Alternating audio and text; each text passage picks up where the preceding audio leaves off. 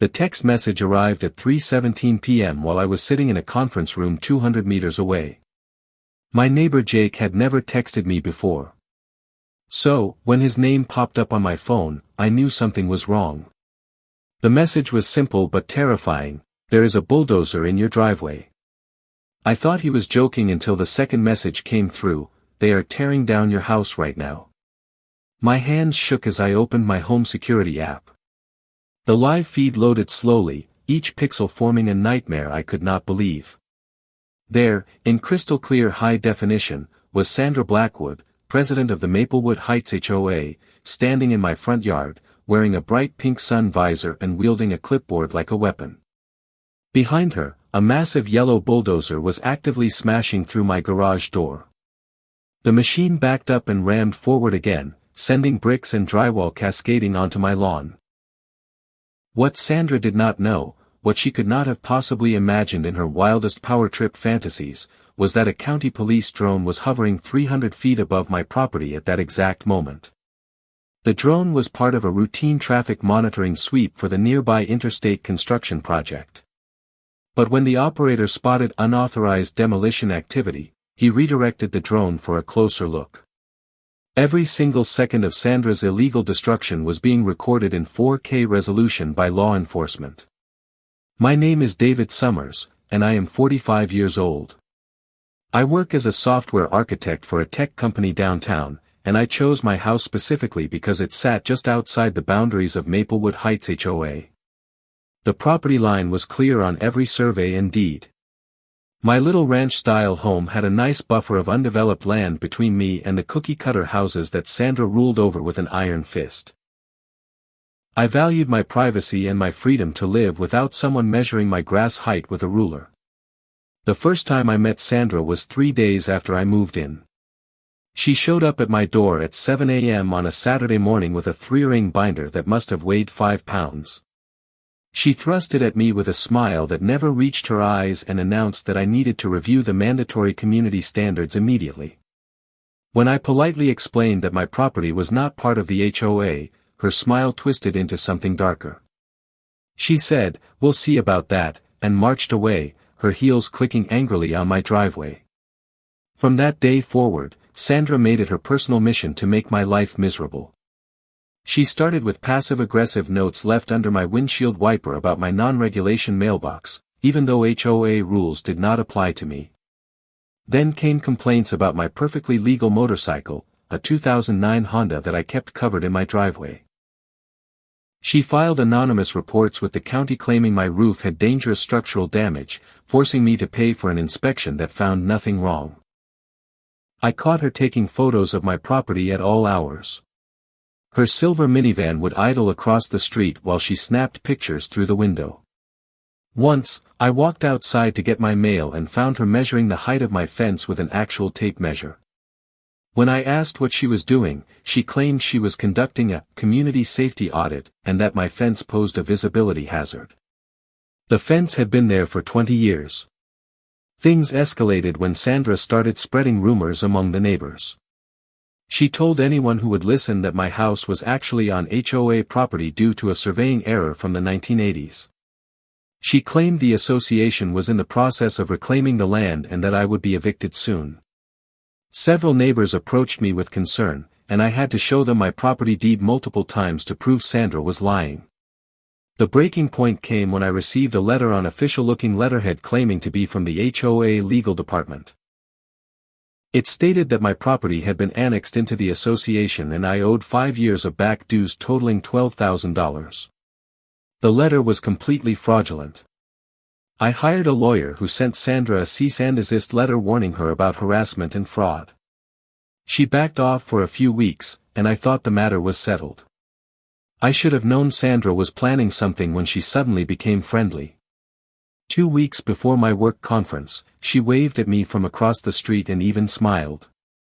It seemed genuine, but looking back, she was checking my routine, noting when I left for work and when I returned. She was gathering intelligence for her final assault on my property rights. The conference in Phoenix was mandatory for all senior developers at my company. I would be gone for exactly 1 week, Sunday to Sunday. I asked Jake to keep an eye on my place and collect my mail. I installed new security cameras and made sure everything was locked up tight. I thought I had covered all my bases, but I never imagined Sandra would go as far as she did. According to the police report I later read, Sandra started executing her plan the Monday after I left. She created fake demolition permits using the county seal she had copied from their website. She typed up official-looking work orders claiming my house had been condemned due to severe structural failures and posed an immediate danger to the community. She even fabricated emergency HOA board meeting minutes stating they had voted unanimously to remove the hazard structure. Sandra contacted Brewster Demolition, a legitimate company from 2 towns over. She met with the owner, Tom Brewster, and presented her forged paperwork. She told him the house was abandoned and needed to be demolished immediately before it collapsed and hurt someone. She wore her HOA president badge and spoke with such authority that Tom never questioned her legitimacy. They scheduled the demolition for Thursday afternoon. On the morning of the demolition, Sandra went all out with her performance.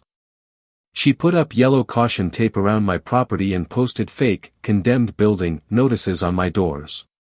She even had the audacity to call a few neighbors and warn them about the scheduled demolition, telling them to stay inside for their safety. She wanted witnesses to her authority, people who would see her taking decisive action for the community. At exactly 2 p.m., the demolition crew arrived with their equipment. Sandra stood in my driveway with her clipboard, directing them where to start.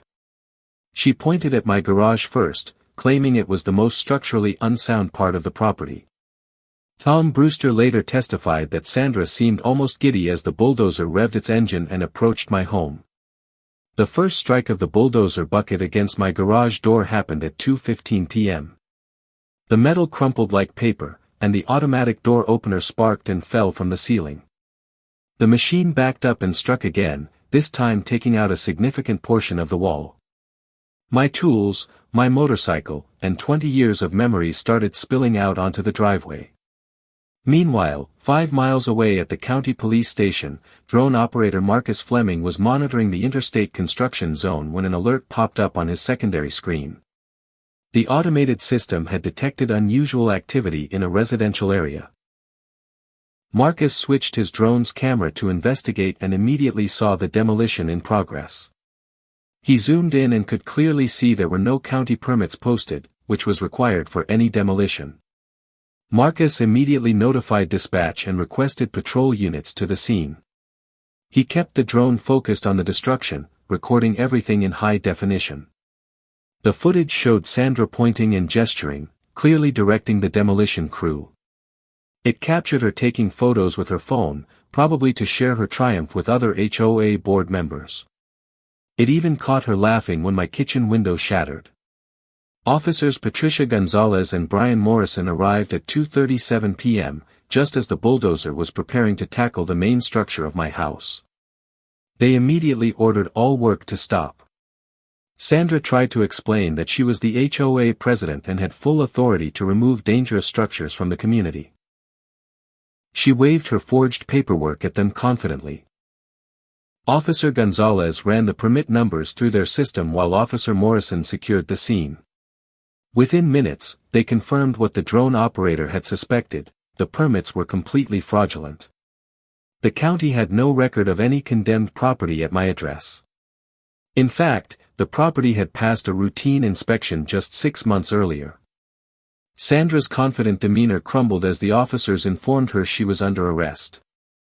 She tried to blame Tom Brewster, claiming he had misunderstood her instructions.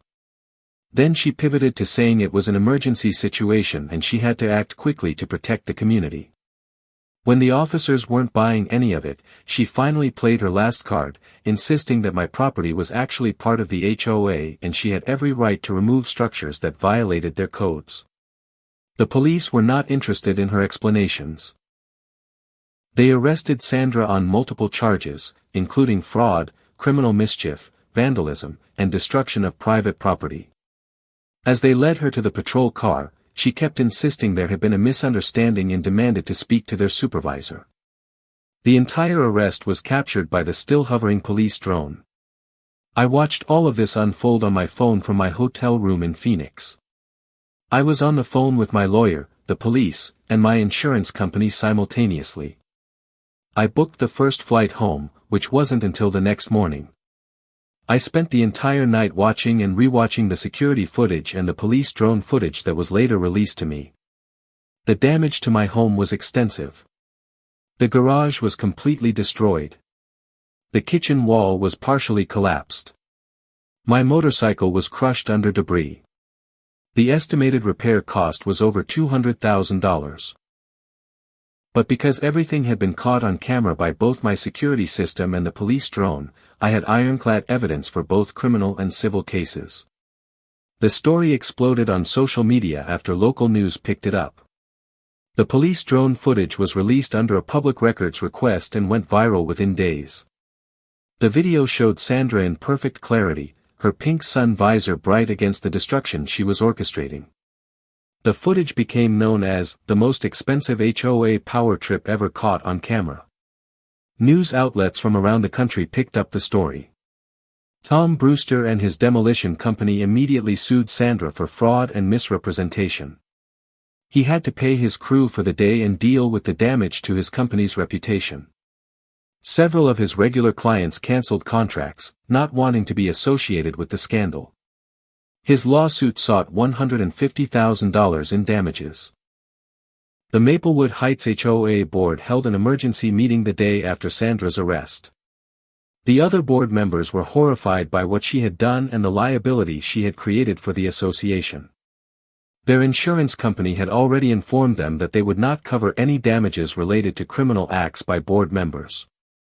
The vote to remove Sandra from her position was unanimous.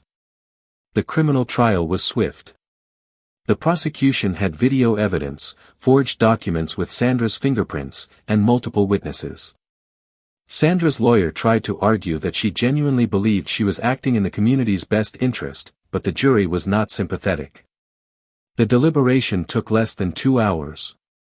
Sandra was found guilty on all charges. The judge, clearly disgusted by her abuse of power, sentenced her to 3 years in prison and ordered her to pay full restitution for the damage to my property. The criminal mischief and fraud charges alone carried fines of $50,000. When the judge read the sentence, Sandra's face went white, and she swayed on her feet, grabbing her lawyer's arm to steady herself. She whispered that this could not be happening, that she was just trying to protect property values.